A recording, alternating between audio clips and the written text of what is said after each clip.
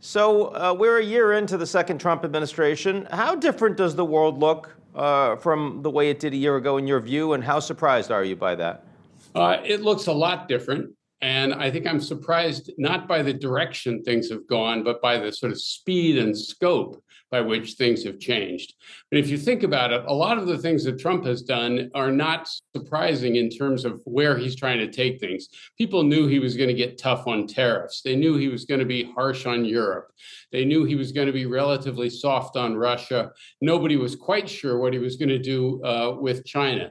He's done pretty much all of those things. I think people didn't expect him to go after Greenland in a big way. I think people didn't expect some of the other shifts, the coup in Venezuela, if you want to call it that, the kidnapping in Venezuela.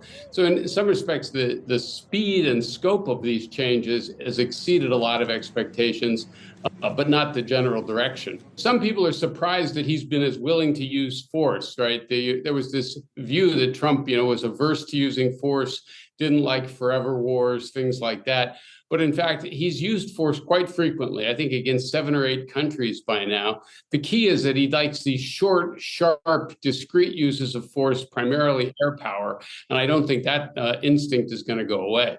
Yeah, he doesn't like forever wars. I don't think that that's been disproven, right? He's not sending American troops in harm's way in any of these countries you're talking about. No, that's right. He likes to pick on weak countries that really have no prospect of retaliating against the United States.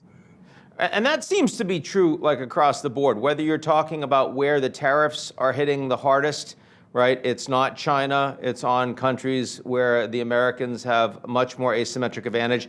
And that's true militarily. You look at Venezuela, for example, or Iran. I mean, these aren't countries that have the capacity to hit the Americans back.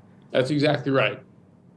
Is that the way we should think about Russia and Ukraine? I mean, at the end of the day, the Ukrainians are getting hit hard by Trump, the Russians not so much. Is that purely because Ukraine's weaker?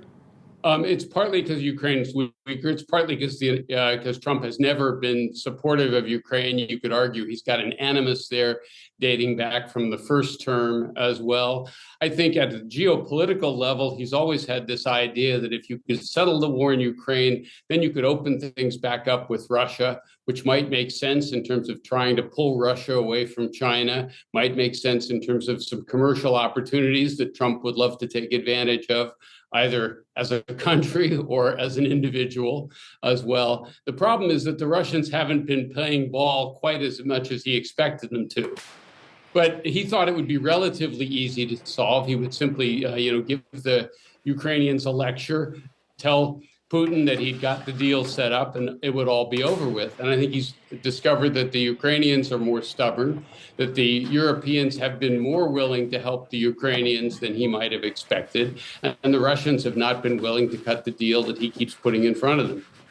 So you've talked about one axis here of U.S. policy, which is the fact that how powerful your interlocutor is matters a lot in terms of the behavior of the United States. The other one, of course, is how aligned the country is. Is it democratic? Is it an ally? Does it share values, historic commitments? It feels as if those things are playing a much less important role now, but how much less in your view, Steve? Well, there's actually a big shift that's gone on with the Trump administration, and I've been taking to calling it predatory hegemony. Now, all great powers are predators to some degree, but they usually confine their acts of predation to their adversaries. In any deal with an adversary or any engagement, you want to make sure you get the better of that arrangement. But what Trump has done is he's applying that to our allies as well.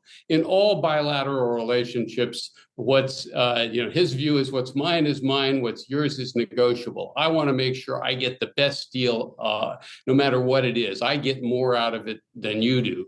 So when he goes and talks to the South Koreans, he says, I'm going to slap really stiff tariffs on you and really hurt your economy unless you agree to invest in the United States, unless you agree to make a whole series of concessions. Here's the list. So in a sense, he's engaged in acts of predation against everyone. And of course, he's got more leverage when he's dealing with American allies, particularly allies that have been dependent on us for military protection in a variety of ways. I think we see this happening pretty much across the board. And in a sense, it's more effective in dealing with allies than it is in dealing with adversaries, at least in the short term. In the long term, I think it's likely to be a loser.